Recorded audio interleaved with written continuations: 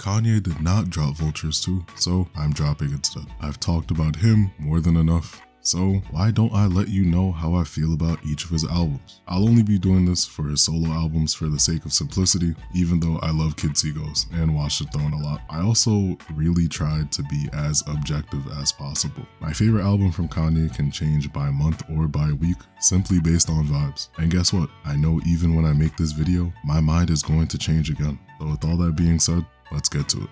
You my Chick-fil-A. Alright, let's quickly get this one out of the way since a lot of you probably saw it covered. Yeezus is King is my worst album from Kanye. I just don't really care for it, and that's not to say it's a bad album, just a bad Kanye album. This was the first Kanye album I was there for the day it dropped, and even then I thought it was alright. There's nothing in it that makes me go, look at Kanye doing something to change music again. I grew up hearing a bunch of gospel music, so it was cool to see Kanye take a stab at it. Then as I learned more and found out about how this album was a Yandhi reskin, I started looking at it completely differently because I love Yandhi. Some of those redone Yandhi songs are still pretty good, but overall I don't feel much substance with it, and it felt like a very spur of the moment, spontaneous project. Favorite song, On God. Least favorite song, God Is. Kanye can sing, this is just not one of those times. I will say that this spot was a bit of a toss-up between Ye and number 8, and in all honesty, it's not even that I dislike Ye, it's just how it stacks up against everything else. I have a high appreciation for Kanye being as vulnerable as he was on the album, and when remembering that this album was made alongside like 4 other ones in the same general time period, it makes sense that it isn't the strongest album in his catalog. The Wyoming era and Kanye in 2018 were just very interesting, and a lot came with it, but I'm definitely not mad at this album being one of them. The emotional beats are really what do it for me, but sonically, I wish there was a little bit more variation. Also with this one and Yeezus is King, I'm not too big on how minimalistic the sound is, and I feel like that's kind of an issue with his albums post 2018, but I'll talk about that a little later. Favorite song, No Mistakes. Least favorite song, Wouldn't Leave. I don't hate it, I just listen to the others a lot more.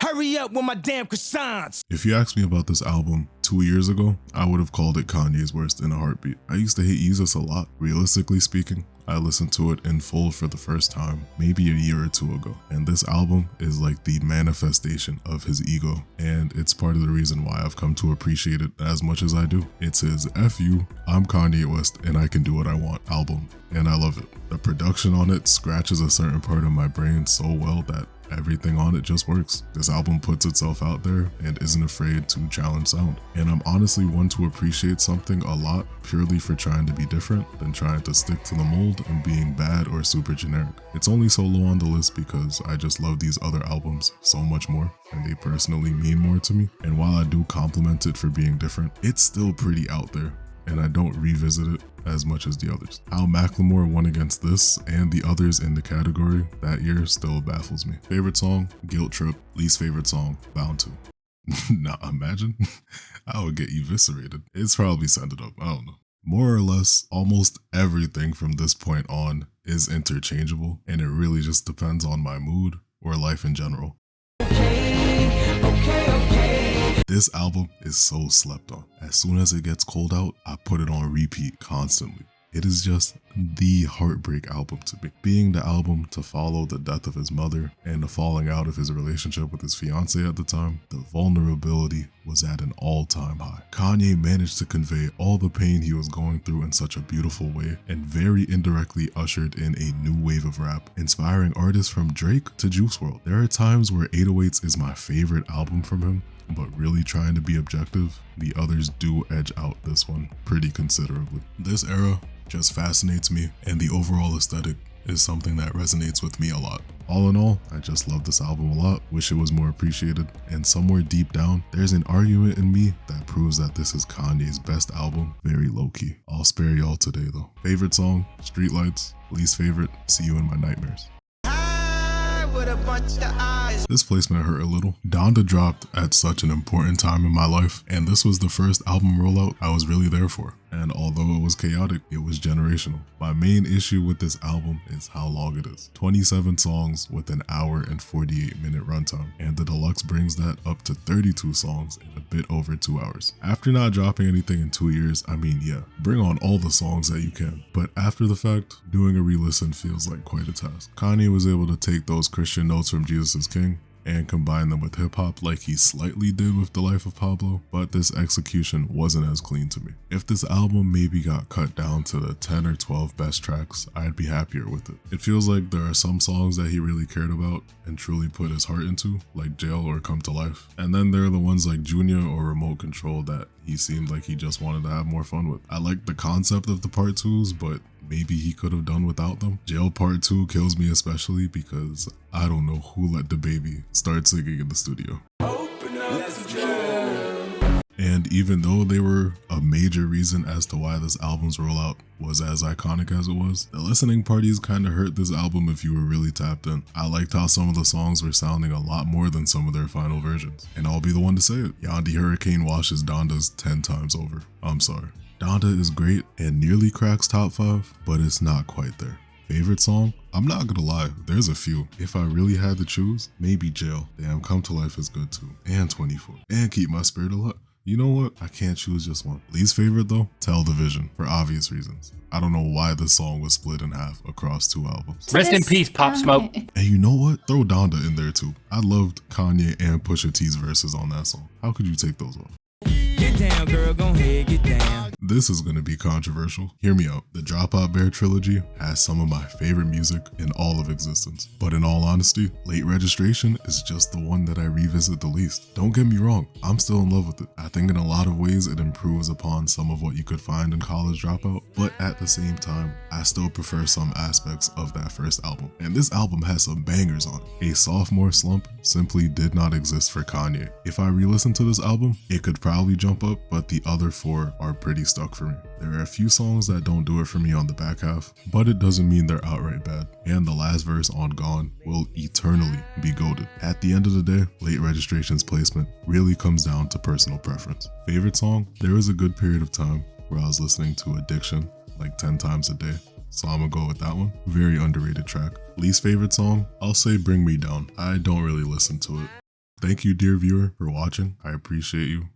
If you're enjoying, hit that like button. We're approaching the top 4. Full transparency, this is like the craziest tie of all time. I actually did place them in each spot, but for me, it's like 1A, B, C, and D, if I'm being honest. Depending on me, any one of these could be my number 1 at any given time. Left your fridge open, somebody just took a sandwich. I'd pay to have my mind wiped so I could listen to this album for the first time again. It's so beautifully dynamic and satisfying to me in some ways I can't even really describe. The concept of the 3 Pablos as the driving force for the narratives across the album is genuinely one of the greatest things ever to me and shows off the intersectionality of Kanye's existence so well. You've got your hype cuts like Father Stretch My Hands with one of the most iconic beat drops of all time, or Famous, and the deeper ones like 30 Hours and Saint Pablo. The memes that got birthed from it, iconic. My junior year of high school, I couldn't get my day started without listening to 30 Hours, and it's one of my favorite songs from Ye. This album is definitely a classic and one of the stamps that really show Kanye is really good at this whole music thing. I feel like it's one of the most iconic hip-hop projects,